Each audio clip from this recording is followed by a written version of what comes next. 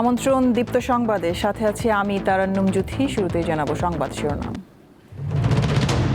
জ্বালানি তেলের দাম লিটারে 15 থেকে 20 টাকা বৃদ্ধি, কাল থেকে কার্যকর। জ্বালানি তেল সংকটের প্রভাব পরিবহন ও কৃষি খাতে, পণ্য সরবরাহে বিঘ্ন। 17 তারিখে দাঁড়াইছি, এখন হচ্ছে 18 তারিখ চলতেছে। আমরা সাধারণ জনগণের একটু দুর্ভিক্ষ আছে। দেশের 6 জেলায় বজ্রপাতে 12 জনের প্রাণহানি, সুনামগঞ্জে 5 জন। হরমুজ প্রণালী খুলে দেওয়ার 24 ঘন্টার মধ্যে ফের বন্ধ করে দিয়েছে ইরান।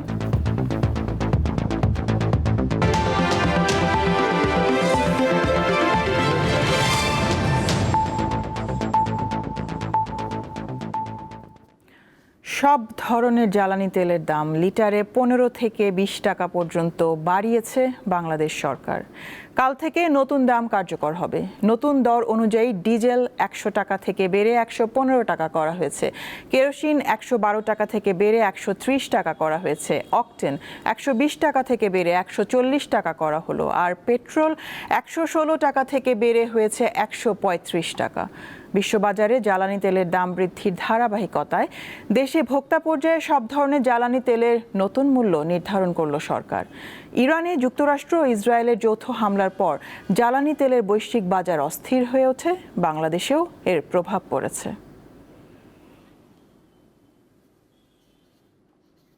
জ্বালানি তেলের তীব্র সংকট অব্যাহত থাকায় চরম ভোগান্তিতে পড়েছেন গ্রাহকরা। রাজধানী পেট্রোল পাম্পগুলোতে ঘন্টার পর ঘন্টা দীর্ঘ লাইনে দাঁড়িয়ে থাকতে হচ্ছে গাড়ি চালক ও বাইকারদের। 12 থেকে 13 ঘন্টা অপেক্ষার পরও মিলছে না কাঙ্ক্ষিত তেল। প্রশাসনকে প্রতিটি পাম্পে কঠোর নজরদারি চালানোর দাবি ভুক্তভোগীদের। বৈশাখের তীব্র রোদের মধ্যেও রাজধানীর ফিলিং স্টেশনগুলোতে মোটরসাইকেল ও গাড়ির দীর্ঘ লাইন দেখা গেছে। চালকদের ঘন্টার পর ঘন্টা লাইনে দাঁড়িয়ে থাকতে হয়েছে। কেউ কেউ আগের রাত 10টা থেকেই পাম্পে অবস্থান করছেন, কেউ এসেছেন ভোরে। পাম্প কর্তৃপক্ষ নির্ধারিত সময় বেঁধে দেওয়ায় যানবাহনে বসেই চালকদের অপেক্ষা করতে দেখা যায়। 17 তারিখে দাঁড়াইছি, এখন হচ্ছে 18 তারিখ চলতেছে, প্রায় 13 ঘন্টা। গতকাল রাত্রে 10টা বাজে আসছি, এখন প্রায় আপনার 12টা বাজে, প্রায় 14 ঘন্টার উপরে রাস্তায় দাঁড়ানো রোদের মধ্যে এই অবস্থাতেই আছি। আর আজকে আমার 24টা ঘন্টা পার হয়ে গেল। 48 ঘন্টার দিকেও যদি ধাবিত হই, তারপর আমি তেল নিব। ক্লান্ত মুখ আর নিদ্রাহীন চোখ, এ যেন অনিশ্চয়তার ভারে দাঁড়িয়ে থাকা। জ্বালানি তেল পেতে দেরি হবে জেনেও ঘন্টার পর ঘন্টা অপেক্ষায় থাকা। পেট্রোল পাম্পের সামনে এমন দৃশ্য এখন নিয়মিত। এখন অনেক রিকোয়েস্ট করলাম, তারপরেও তেল দিতে আসছে না। যদি তেল দেয় সর্বোচ্চ 10টা তেল দেবো। 10টা তেল দিয়ে আমি 90 কিলো গাড়ি চালাবো। এই দুর্ভোগটা আমরা যাই সমাধান, খুবই আমরা সাধারণ জনগণের একটু দুর্ভিক্ষ আছে মোটামুটি। এত বড় কোনো ম্যারাথন ট্রেনিং আমি যাইনি, কিন্তু আমার কাছে মনে হলো আজকের এই তেল নেওয়ার যে অভিজ্ঞতাটা, এটা একটা ম্যারাথন। ফুয়েল পাস বা কিউআর কোড ভিত্তিক ডিজিটাল পদ্ধতি চালু থাকলেও পাম্পে গিয়ে দীর্ঘ লাইনে দাঁড়াতে হচ্ছে, কারণ পাম্পগুলোতে পর্যাপ্ত তেল নেই। পাম্প মালিকদের সরবরাহ শৃঙ্খলের অব্যবস্থাপনায় এই পরিস্থিতি। সরবরাহ স্বাভাবিক রাখতে পাম্পগুলোতে মনিটরিং জোরালো করার দাবি সাধারণ মানুষের। সরজমিনে এসে সরকারের দেখা উচিত যে পাম্পগুলোতে কি অবস্থা, কি পরিমাণ তেল আসছে, কি পরিমাণ তেল দিচ্ছে। অর্ধ করে দেয় না, অর্ধ না, এটা পুরো দিন চালু করে রাখা উচিত। একজন করে যদি প্রতিনিধি রাখতো সরকারে, যে এখানে দেখাশোনা বা কিভাবে তারা সার্ভিস দিচ্ছে। পাম্প কর্তৃপক্ষ বলছে ডিপো থেকে তেল সরবরাহ অনিয়মিত হয়ে পড়েছে। সময় মতো ও পর্যাপ্ত জ্বালানি না আসায় গ্রাহকদের কোনো নিশ্চয়তা দেওয়া হচ্ছে না। এত পরিমাণ গাড়ি বাড়ছে, এবং আগে যেমন আমাকে 9000 লিটার তেল দিত, অকটেন দিত, এখন আমাকে 13,500 লিটার দিচ্ছে, 4,500 বাড়ছে। যদি কাস্টমাররা যদি একটু সিস্টেম মানতো, এই হাওয়া ধরাটা, যে হাওয়া ধরে যে গাড়িগুলো তেল নিচ্ছে, এটা কিন্তু ওই গাড়িতেও ক্ষতি হচ্ছে। সার্বিক পরিস্থিতিতে পাম্পে তেল সরবরাহ ব্যবস্থা স্বচ্ছ রাখা ও কঠোর নজরদারির মাধ্যমে স্থিতিশীলতা ফিরিয়ে আনার পাশাপাশি সবাইকে সচেতন হওয়ার পরামর্শ সংশ্লিষ্টদের। স্বস্তিকা সিংহ, দীপ্ত সংবাদ, ঢাকা। এদিকে জ্বালানি তেল সংকটের তীব্র প্রভাব পড়েছে দেশের পরিবহন ও কৃষি খাতে। বিভিন্ন এলাকায় কমেছে গণপরিবহন চলাচল, ফলে জনদুর্ভোগ বেড়েছে। ডিজেলের অভাবে বিঘ্নিত হচ্ছে সেচ কার্যক্রম। চাষাবাদের পাশাপাশি ট্রাক পিকআপের অভাবে উৎপাদিত পণ্য পরিবহন মারাত্মকভাবে ব্যাহত হচ্ছে। পটুয়াখালীতে জ্বালানি তেল সংকটের কারণে সড়কে কমেছে গণপরিবহনের সংখ্যা। দক্ষিণের এই জেলায় সীমিত করা হয়েছে আঞ্চলিক ও দূরপাল্লার বাস চলাচল। গত 15 দিন ধরে অভ্যন্তরীণ রুটের বেশ কিছু বাস বন্ধ রয়েছে। সড়কে কমেছে মোটরসাইকেল সহ অন্যান্য যানবাহন। বরিশাল যাব তো বাসের সংকট দেখা দিচ্ছে। এখানে জ্বালানির প্রবলেমের কারণে হয়তোবা আমরা বাস ঠিকমতো পাচ্ছি না। বাস আগের চেয়ে কম থাকার কারণে আমাদের স্টেশনে এসে বসে থাকতে হয় এবং দুর্ভোগ পোহাইতে হয়। আমাদের তেলের সংকটে বাসের সংখ্যা অনেক কম, যার কারণে ভাড়া বাড়তি নেই। তারপরে মনে করেন যাত্রী আমরা দিতে পারতে আসি। বরগুনায় তেল সরবরাহ সংকটে ভোগান্তিতে পড়েছেন ভাড়ায় চালিত মোটরসাইকেল চালক সহ যাত্রীরা। তেলের অভাবে যানবাহন চলাচল কমে যাওয়ায় ভরা মৌসুমে তরমুজ বিক্রি করতে পারছেন না কৃষক। তেলের অভাবের মধ্যে দেখা যাচ্ছে যে আমরা পণ্য পরিবহন করতে পারতেছি না, যে আমার সংসার মনে করেন চলাই দেয়।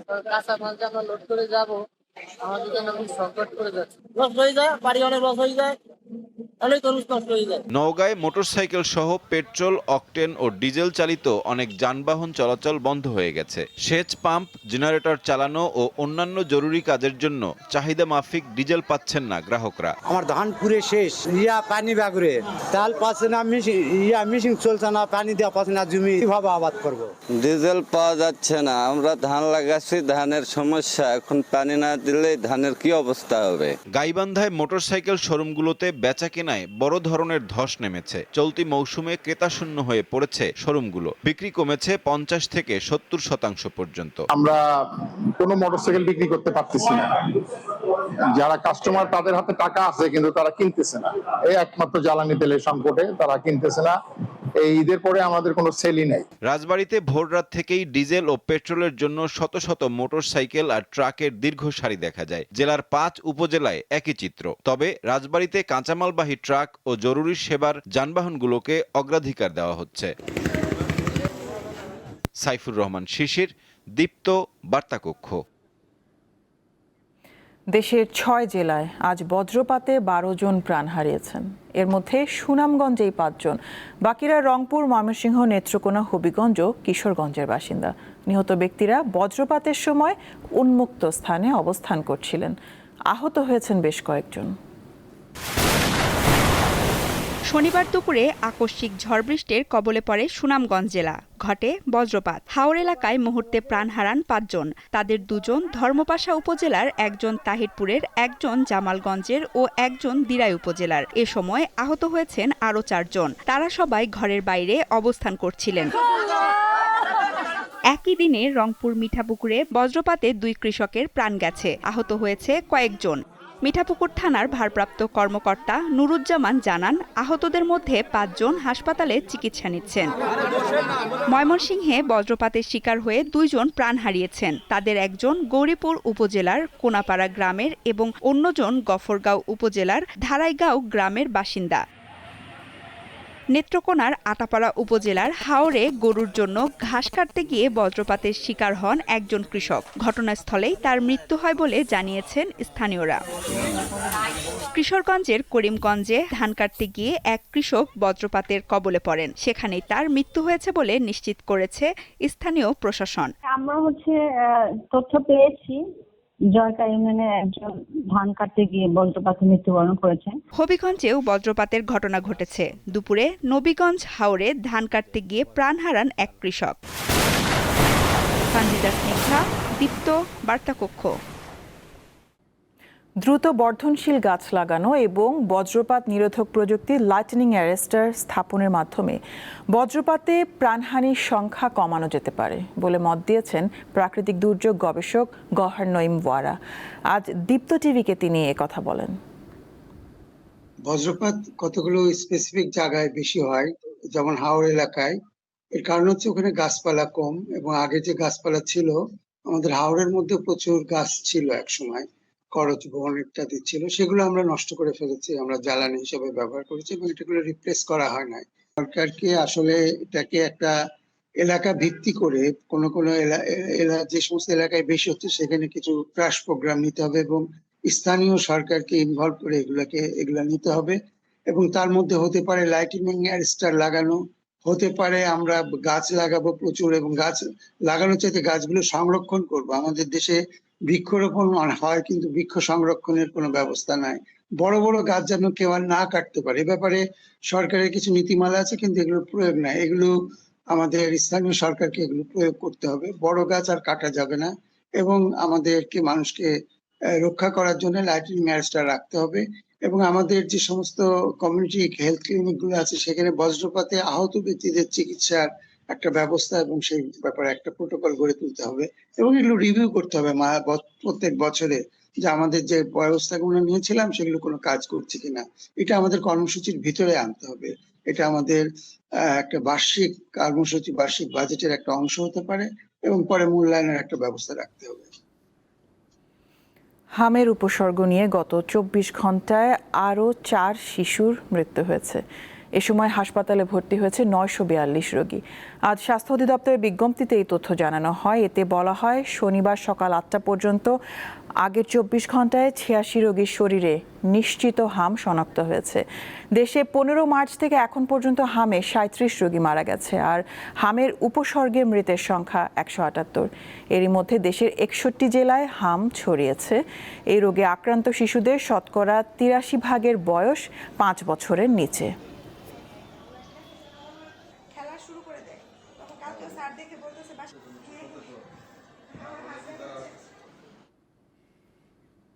দেশে হাম সংক্রমণের বর্তমান অবস্থা খুবই নাজুক। একে মহামারী হিসেবে বিবেচনা করা যায় বলে জানিয়েছেন জনস্বাস্থ্যবিদরা। এই অবস্থা থেকে উত্তরণে অন্তত 2 মাস লাগবে বলে মনে করেন তারা, কারণ টিকা দেওয়ার পর শিশুর রোগ প্রতিরোধ ক্ষমতা তৈরি হতে 2 মাস লাগে। স্বাস্থ্য অধিদপ্তরের তথ্য মতে গত 15 মার্চ থেকে 17 এপ্রিল পর্যন্ত হামে আক্রান্ত হয়ে মৃত্যুর সংখ্যা 37, আর সন্দেহজনক হামে মারা গেছে 174 জন। এছাড়া প্রতিদিন শতাধিক রোগী হাম নিয়ে দেশের বিভিন্ন হাসপাতালে ভর্তি হচ্ছে। চিকিৎসকরা বলছেন, মূলত যারা অপুষ্টিতে ভুগছে হামে আক্রান্ত হওয়ার পর তারাই বেশি ঝুঁকিতে পড়ছে। এদের অনেকেরই ভিটামিন এ এর ঘাটতি রয়েছে। এর মধ্যে জরুরি টিকাদান কার্যক্রম চলছে। তারপরও এই অবস্থা আরও 2 মাস স্থায়ী হবে বলে মনে করছেন জনস্বাস্থ্যবিদরা। টিকা যদি একটা শিশুর দেহে প্রয়োগ করা হয় তার প্রতিরোধ ক্ষমতা গড়ে উঠতে প্রায় 2-3 সপ্তাহ লাগে। এটা হলে এই শিশুর সময়টা লাগবে। আর যেখানে উপদ্রুত এলাকা সেখানকার যদি 95% বাচ্চাকে টিকাটা দেওয়া হয় তাহলে বাকি বাচ্চা অন্য আর কেউ ইনফেক্টেড হবে না। এটা করতে অন্তত পক্ষে 1 থেকে 1.5 মাস সময় লাগে, তবে মৃত্যু কমতে আমাদের আরও 1 মাস সময় নেবে। শনিবার রাজধানীর রিপোর্টার্স ইউনিটিতে হামে শিশু মৃত্যু জনস্বাস্থ্যের জরুরি পরিস্থিতিতে করণীয় নিয়ে সংবাদ সম্মেলনের আয়োজন করে doctors platform for people's health DPPH। এতে জনস্বাস্থ্যবিদরা জানান, রোগতত্ত্ব বিবেচনায় হামের বর্তমান অবস্থাকে মহামারী বলা যায়। এর জন্য অন্তর্বর্তীকালীন সরকারের টিকা কেনা নিয়ে গাফিলতি, আমলাতান্ত্রিক জটিলতা ও জনস্বাস্থ্যের প্রতি প্রাতিষ্ঠানিক অবহেলাকে দায়ী করেন তারা। যদি 5%-এর বেশি হয়, ধরুন একটা জায়গায় 5% সবসময় থাকে, ওটা যদি 10% হয়ে যায়, 10% সবসময় চলো 15% হয়ে যায় হঠাৎ করে একটা খুব অল্প সময়ের মধ্যে, তখন সেটাকে আমরা মহামারী এপিডেমিক বলি। কিন্তু এটা একটা অন্য বিষয় আছে। এটা হলো যে যদি ওটা মৃত্যু না ঘটায়, এটা নিয়ে আমাদের তো দুশ্চিন্তা করার কিছু নয়। আরেকটা কথা আছে, হেলথ সার্ভিস যদি এটা কোপ করতে না পারে, আমাদের ক্যাপাসিটির থেকে যদি এটা উপচে পড়ে রোগী, আমাদেরকে জরুরি পরিস্থিতি ব্যবস্থা নিতে হয়, এটা অবশ্যই পাবলিক হেলথ এমার্জেন্সি এবং এক্ষেত্রে মহামারী বলতে পারে। বিশেষজ্ঞরা বলেন, সমস্যার সমাধানে টিকার আওতার বাইরে থাকা শিশুদের শনাক্ত করা এবং প্রান্তিক পর্যায়ে চিকিৎসা ত্বরান্বিত করা জরুরি। লাবণী গুহ, দীপ্ত সংবাদ, ঢাকা। বিগত 2টি সরকার দেশের শিশুদের যথাসময়ে হামের টিকা না দিয়ে ক্ষমাহীন অপরাধ করেছে বলে মন্তব্য করেছেন প্রধানমন্ত্রী তারেক রহমান। সকালে রাজধানীর ওসমানী স্মৃতি মিলনায়তনে উপজেলা স্বাস্থ্য ও পরিবার পরিকল্পনা কর্মকর্তাদের সম্মেলনে প্রধান অতিথির বক্তব্যে তিনি কথা বলেন।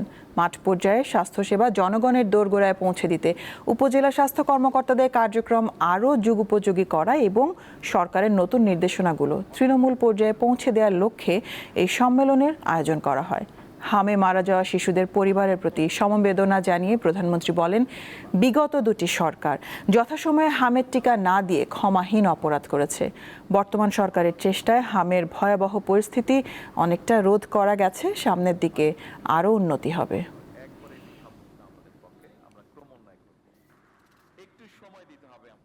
সারা দেশে শিশুদেরকে হামের টিকা না দেওয়ার ফলে বিগত ইমিডিয়েট দুটি সরকারের জীবন বিনাশী ব্যর্থতা মনে হয় ক্ষমাহীন অপরাধ।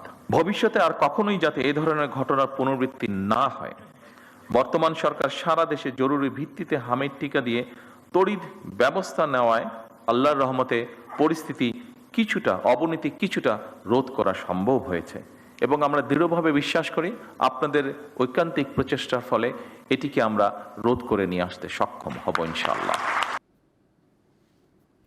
দায়িত্ব গ্রহণের 2 মাসের মধ্যে প্রধানমন্ত্রী তারেক রহমান নির্বাচনী প্রতিশ্রুতি অনুযায়ী 60টি পদক্ষেপ নিয়েছেন বলে জানিয়েছেন তার কার্যালয়ের মুখপাত্র মাহদি আমিন। আজ প্রধানমন্ত্রীর কার্যালয়ে সংবাদ সম্মেলনে এইসব পদক্ষেপের কথা জানান তিনি। বলেন, দায়িত্ব গ্রহণের মাত্র 2 মাসের মধ্যে প্রতিশ্রুতি বাস্তবায়নে সরকারের অগ্রগতি দেশে বিদেশে প্রশংসা কুড়িয়েছে। এ সময় প্রধানমন্ত্রীর প্রেস সচিব সালেহ শিবলি বলেন, প্রধানমন্ত্রী তারেক রহমানের ওপর জনগণের আস্থা ফিরে এসেছে। এই স্বল্প সময়ের মধ্যেই সরকার নির্বাচনের আগে ইশতেহারে প্রদত্ত প্রতিশ্রুতিসমূহ বাস্তবায়নের কাজ শুরু করেছে। মাননীয় প্রধানমন্ত্রীর নেতৃত্বে সরকার দুর্বার গতিতে যেভাবে অভূতপূর্ব কর্মযজ্ঞ হাতে নিয়েছে, প্রতিটি সেক্টরে এবং গণমানুষের ভাগ্য পরিবর্তনের জন্য প্রতিটি ক্ষেত্রে 180 দিনের যে কর্মপরিকল্পনা গ্রহণ করেছে তা এক অবিস্মরণীয় অর্জন। অতীতের মতো বিরোধী দল দমনের চেষ্টা মেনে নেওয়া হবে না বলে সাফ জানিয়ে দিয়েছেন জামায়াতে ইসলামের নায়েবে আমির এটিএম আজহারুল ইসলাম। বিকালে রাজধানীতে 11 দলের বিক্ষোভ মিছিল ও সমাবেশে তিনি একথা বলেন। গণভোটের রায় বাস্তবায়নের বিষয়টি রাজপথে সমাধানের হুঁশিয়ারি দেন জোটের নেতারা। গণভোটের রায় বাস্তবায়ন নিয়ে পাল্টাপাল্টি অবস্থান নিয়েছে সরকার ও বিরোধী দল। তাই দাবি আদায়ে রাজপথে সক্রিয় এখন জামায়াত ইসলামী সহ সমমনা 11 দল। এরই অংশ হিসেবে শনিবার বিকেলে রাজধানীর বিজয়নগরে বিক্ষোভ সমাবেশে বক্তব্য রাখেন নেতারা। ট্রাকের উপর নির্মিত অস্থায়ী মঞ্চে গণভোটের রায় বাস্তবায়ন, জ্বালানি সংকট নিরসন ও দ্রব্যমূল্য নিয়ন্ত্রণের দাবি জানান তারা। লড়াই চলবে দুর্বার গতিতে, আসছে ফাগুনে, বসন্ততে, আগামীর দিনগুলোতে দ্বিগুণ, তিনগুণ, চতুর্গুণ হয়ে ইনশাআল্লাহ আমরা মাঠে ফিরবো। মাননীয় প্রধানমন্ত্রী, মাননীয় জ্বালানি মন্ত্রী, এতই যদি মজুদ থাকে তাহলে এত বড় লাইন কেন? এই মজুদ কোথায় রেখেছেন? নতুন হাওয়া ভবন কোথায় সৃষ্টি করেছেন? সম্মানের সাথে বলা হয়েছে তো নাকি? আলহামদুলিল্লাহ। গণভোটের রায় অস্বীকার করার সুযোগ নেই জানিয়ে জামায়াতের নেতা এটিএম আজহারুল ইসলাম বলেন, জনগণের ভাষা না বুঝলে আওয়ামী লীগের চেয়েও ভয়াবহ পরিণতি হবে। আপনারা এখন গণভোটের ব্যাপারে সংবিধানের দোহাই দেন, আগামী দিনে আন্দোলনের জন্য মোকাবেলা প্রস্তুত হন। আমরা হাসিনাকে 16 বছর সুযোগ দিয়েছি, সেই শক্তি আপনাদের নাই। পরে বিশাল মিছিল বের করা হয়, যা বিজয়নগর থেকে শুরু হয়ে গুরুত্বপূর্ণ সড়ক ঘুরে শেষ হয়। নূর আলম, দীপ্ত সংবাদ, ঢাকা। ইরানের বন্দরগুলোতে যুক্তরাষ্ট্রের নৌ অবরোধ অব্যাহত থাকায় ক্ষুব্ধ হয়ে আজ হরমুজ প্রণালী আবারও বন্ধ করে দিয়েছে ইরান। এতে বৈশ্বিক জ্বালানির বাজার ফের অস্থির হওয়ার শঙ্কা দেখা দিয়েছে। এদিকে যুক্তরাষ্ট্রের প্রেসিডেন্ট ডোনাল্ড ট্রাম্প হুঁশিয়ারি দিয়েছেন, বুধবারের মধ্যে ইরান চুক্তি না করলে নতুন করে হামলা চালানো হবে।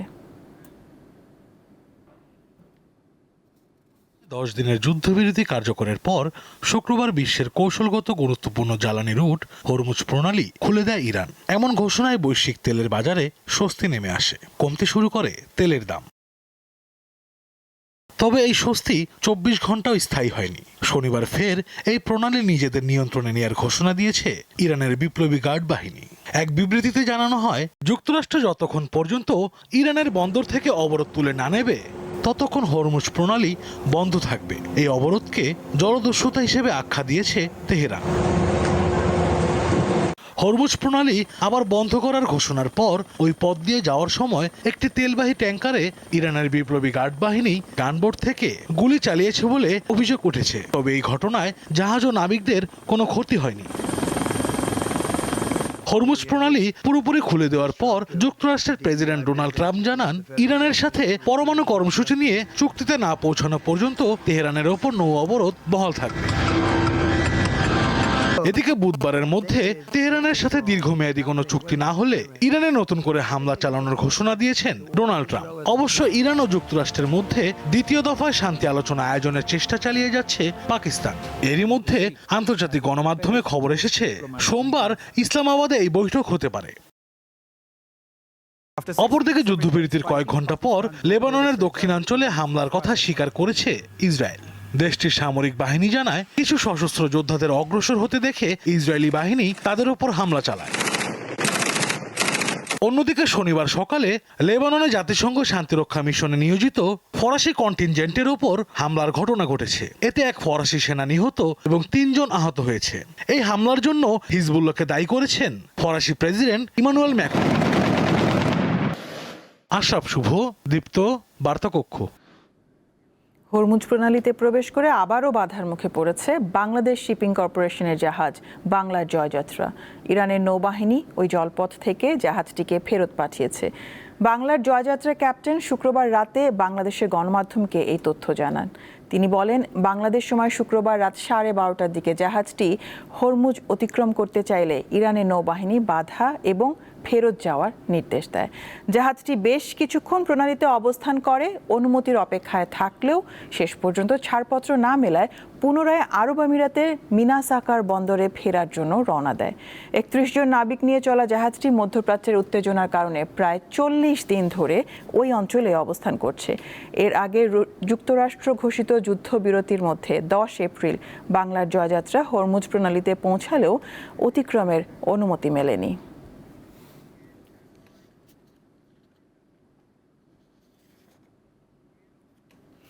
বিশ্ব বাণিজ্য অল্প কয়েকটি জলপথের ওপর অত্যন্ত নির্ভরশীল। ভূ রাজনৈতিক উত্তেজনা, প্রাকৃতিক দুর্যোগ সহ নানা কারণে প্রতিটি পথ ঝুঁকির মুখে। ইরান যুদ্ধ এবং হরমুজ প্রণালীতে জাহাজ চলাচলে বাধা স্পষ্ট করে দিয়েছে এইসব জলপথের গুরুত্ব। ইরানে হামলা ও সর্বোচ্চ নেতাকে হত্যার জবাবে বিশ্ব বাণিজ্যের গুরুত্বপূর্ণ সমুদ্রপথ হরমুজ প্রণালী এক প্রকার বন্ধ করে রেখেছে ইরান। আইআরজিসির অনুমোদন ছাড়া এই প্রণালী পার হতে পারছে না কোনো জাহাজ। এর ফলে টালমাটাল বিশ্ব জ্বালানি তেলের বাজার। বিশ্ব বাণিজ্য হরমুজ প্রণালীর মতো অল্প কিছু সরু সমুদ্রপথের ওপর নির্ভরশীল, যেগুলোকে সামুদ্রিক বটলনেক্স বা চলাচলের সরু পথ বলা হয়। এর মধ্যে সবচেয়ে গুরুত্বপূর্ণ এবং কৌশলগত জ্বালানি পথ হল হরমুজ প্রণালী। ইরান নিয়ন্ত্রণাধীন এ পথ পারস্য উপসাগরকে ওমান সাগরের সঙ্গে যুক্ত করেছে। সমুদ্র পথে পরিবাহিত অপরিশোধিত তেলের প্রায় 39% এবং প্রাকৃতিক গ্যাসের 19% এই পথ দিয়ে পরিবহন করা হয়। আরেকটি গুরুত্বপূর্ণ সমুদ্রপথ সুয়েজ খাল। মিশরের নিয়ন্ত্রণে থাকা এই পথ লোহিত সাগরকে ভূমধ্য সাগরের সঙ্গে যুক্ত করেছে, যা এশিয়া ও ইউরোপের মধ্যে যাত্রাপথ অন্তত 10 দিন কমিয়ে দেয়। বিশ্বের মোট সামুদ্রিক বাণিজ্যের 10% এই খাল দিয়ে হয়। এর মধ্যে কন্টেইনার পরিবহনের 22%, যানবাহন চলাচলের 20% এবং ক্রুড তেলের 10%। 2021 সালে একটি বড় জাহাজ এই সরু খালে আটকে যাওয়ায় 6 দিনে প্রায় $10 বিলিয়ন বাণিজ্য ক্ষতিগ্রস্ত হয়। প্রশান্ত ও আটলান্টিক মহাসাগরকে যুক্ত করা পানামা খাল বৈশ্বিক সামুদ্রিক বাণিজ্যের প্রায় 2.5% নিয়ন্ত্রণ করে। কন্টেইনারজাত পণ্য, গাড়ি ও উচ্চ মূল্যের কার্গো এই খাল দিয়ে বেশি পরিবহন হয়। যুক্তরাষ্ট্রের মোট কন্টেইনার কার্গোর 40% এই খালের মধ্যে দিয়ে যায়, যার বার্ষিক মূল্য $270 বিলিয়ন। সিঙ্গাপুরের পাশে অবস্থিত মালাক্কা প্রণালী বিশ্বের ব্যস্ততম সমুদ্রপথ। বৈশ্বিক সামুদ্রিক বাণিজ্যের 24% এই পথ দিয়ে হয়। সমুদ্র পথে অপরিশোধিত তেলের 10% এবং অটোমোবাইল বাণিজ্যের 26% এই পথ দিয়ে পরিবহন হয়। এই প্রণালী চীন, জাপান ও দক্ষিণ কোরিয়ার জ্বালানির প্রধান প্রবেশ পথ। চীনের তেলের প্রায় 80% এ পথ দিয়ে আসে। কৃষ্ণ সাগর থেকে ভূমধ্য সাগরে যাওয়ার একমাত্র সমুদ্রপথ তুরস্কের বসফরাস প্রণালী, মারমারা সাগর এবং দার্দানেলিস প্রণালী নিয়ে গঠিত। এই প্রণালীর মাধ্যমে ইউক্রেন, রাশিয়া এবং রোমানিয়া থেকে বিশ্বের মোট গম রপ্তানি প্রায় 20% পরিবহন করা হয়। এই প্রণালীগুলোতে প্রবেশাধিকার সামরিকভাবে নিয়ন্ত্রণ করে তুরস্ক। পুরো বিশ্বে অন্তত 24টি কৌশলগত সামুদ্রিক পয়েন্ট বা সমুদ্রপথ আছে। ভূ রাজনৈতিক উত্তেজনা, জলবায়ু পরিবর্তন, জলদস্যুতা ও প্রাকৃতিক দুর্যোগ সহ নানা কারণে প্রতিটি প্রণালী ঝুঁকির মুখে। হরমুজ প্রণালীতে চলমান সংকট এই ঝুঁকি স্পষ্ট করেছে। ইশরাত সুমা, দীপ্ত বার্তা কক্ষ। বৃক্ষ নিধনের ফলে অস্তিত্ব সংকটে পাহাড়ের জীববৈচিত্র্য, বিশেষ করে খাগড়াছড়ি, রাঙামাটি ও বান্দরবানের বন্য প্রাণী এখন বিপন্ন বলে মনে করছেন পরিবেশবিদরা। মানুষের নানামুখী কর্মকাণ্ডে সংকুচিত হয়েছে বন্যপ্রাণীর আবাসস্থল, সেই সাথে কমছে এদের সংখ্যা। কিছু প্রজাতি ক্ষুদ্র ক্ষুদ্র গোষ্ঠীতে পরিণত হয়েছে, আর কিছু সম্পূর্ণরূপে বিলুপ্ত হয়ে গেছে। বন্যপ্রাণীর যে প্রজাতিগুলো টিকে আছে সেগুলোও বর্তমানে বিপন্ন। চট্টগ্রাম উত্তর বন বিভাগের তথ্য অনুযায়ী 2015 সালের রেড লিস্ট জরিপে থাকা বাংলাদেশে 31 প্রজাতির প্রাণী বিলুপ্ত হয়ে গেছে। এর মধ্যে 11টি স্তন্যপায়ী, 19টি পাখি ও 1টি সরীসৃপ। হারিয়ে যাওয়া বা বিলুপ্ত প্রায় প্রাণীর মধ্যে রয়েছে বনগরু, সম্বর হরিণ, বন্য মহিষ, গন্ডার, চিতাবাঘ, উল্লুক, লজ্জাবতী বানর, তক্ষক ও রাজধনেশ পাখি। এছাড়া সংকটাপন্ন প্রাণীর মধ্যে রয়েছে হাতি, হরিণ, সজারু, হনুমান, বনমোরগ, মথুরা, শঙ্খিনী ও বনছাগল। এই যে বাগান ধ্বংসের কারণে খাবার পাচ্ছে না, পানি পাচ্ছে না, পাহাড়ের শুষ্কতা, মানে যেভাবে হলো তার তাপ বৃদ্ধি পাচ্ছে, বন্যপ্রাণী ধ্বংস হয়ে যাচ্ছে। বন্য হাতির সংখ্যা দিন দিন কমেই যাচ্ছে। যাও কিছু হাতি যেগুলা রয়েছে মানুষের অত্যাচারে, সে হাতিগুলা ইন্ডিয়া পার হয়ে চলে যাচ্ছে। বিভিন্ন ধরনের বনায়ন পরিবেশ রক্ষা করতে না পারার কারণে বনায়ন ধ্বংসের ফলে দেখা যাচ্ছে যে আপনার এই যে প্রচুর পরিমাণে সেগুন বৃক্ষরোপণ করা হচ্ছে, এগুলোর ফলে আসলে বন থেকে প্রাণীগুলো হারিয়ে যাচ্ছে। পাহাড়ের ইকোসিস্টেম সুরক্ষায় সকলের এগিয়ে আসার কথা বলেন বন্যপ্রাণী সংরক্ষক। মাটির যেই উর্বরতা, মাটির যেই মাইক্রো অর্গানিজমগুলো, এটা যে কতটা জরুরি ওই জায়গাটা আমরা রাখতেছি না। আমরা বলছি কি টপ সয়েল, যেটা টপ সয়েল নষ্ট হয়ে যাচ্ছে। টপ সয়েলটা হচ্ছিল যে সবচেয়ে ইম্পর্টেন্ট, ওইটাই নষ্ট হয়ে যাচ্ছে। যার কারণে আমরা কোনোভাবে জীবনটা পাচ্ছি না এবং দিন দিন তো ধ্বংসের পথে। তো এইগুলো বন্ধ আমাদের করাটা খুবই জরুরি। কোনো বন্যপ্রাণী আহত হলে বা ক্ষতিগ্রস্ত হলে সেটাকে রেস্কিউ করে প্রাথমিক ট্রিটমেন্ট করার পরে উপযুক্ত পরিবেশে এটাকে আবার মুক্ত করা হচ্ছে এবং মানুষের ভিতরে সচেতনতা বৃদ্ধি করা হচ্ছে। তারা জানান পরিবেশ ও জীববৈচিত্র্য রক্ষায় প্রয়োজন আইনের কঠোর প্রয়োগ, সম্মিলিত উদ্যোগ। সানজিদা স্নিগ্ধা, দীপ্ত বার্তা কক্ষ। গত কয়েক বছরে যুক্তরাষ্ট্রের 10 থেকে 12 জন বিজ্ঞানীর রহস্যজনক মৃত্যু, নিখোঁজ হওয়ার ঘটনা তদন্তের নির্দেশ দিয়েছেন প্রেসিডেন্ট ডোনাল্ড ট্রাম্প। যুক্তরাষ্ট্রের সবচেয়ে গোপনীয় পারমাণবিক ও মহাকাশ সংক্রান্ত তথ্য ভাণ্ডারে এইসব বিজ্ঞানীর প্রবেশাধিকার ছিল বলে জানা গেছে। তারা সবাই 2023 সাল থেকে 2026 সালের মধ্যেই মারা গেছেন বা নিখোঁজ হয়েছেন। গত বৃহস্পতিবার 34 বছর বয়সী বিজ্ঞানী অ্যামি এস ক্রিসকে নিজ বাড়িতে গুলিবিদ্ধ অবস্থায় মৃত পাওয়া যায়। এরই ধারাবাহিকতায় তদন্তের নির্দেশ দিলেন ট্রাম্প। স্প্যানিশ কোপা দেল রের ফাইনালে আজ রাতে রিয়াল সোসিয়েদাদের মুখোমুখি হবে অ্যাটলেটিকো মাদ্রিদ। খেলা শুরু হবে বাংলাদেশ সময় রাত 1টায়। দিয়েগো সিমিওনের শিষ্যদের সামনে সুযোগ এক দশকের খরা কাটিয়ে টুর্নামেন্টের শিরোপা ঘরে তোলার। অন্যদিকে 2020-21 মৌসুমে চ্যাম্পিয়ন রিয়াল সোসিয়েদাদ আরও একবার বাজিমাত করতে মরিয়া।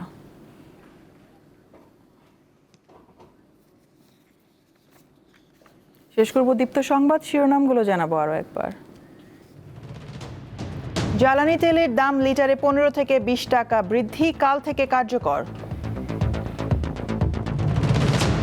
জ্বালানি তেল সংকটে প্রভাব পরিবহন ও কৃষি খাতে, পণ্য সরবরাহে বিঘ্ন।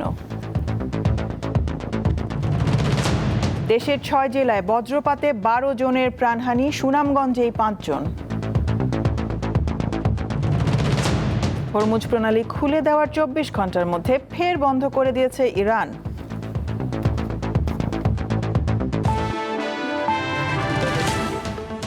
এ ছিল এখনকার মতন। আমি তারান্নুম জুথি বিদায় নিচ্ছি। দর্শক, আরও তথ্য বিনোদনের সংবাদ জানতে যুক্ত থাকুন দীপ্ত টিভি ডিজিটাল প্ল্যাটফর্মগুলোতে। এতক্ষণ সাথে থাকার জন্য ধন্যবাদ সবাইকে।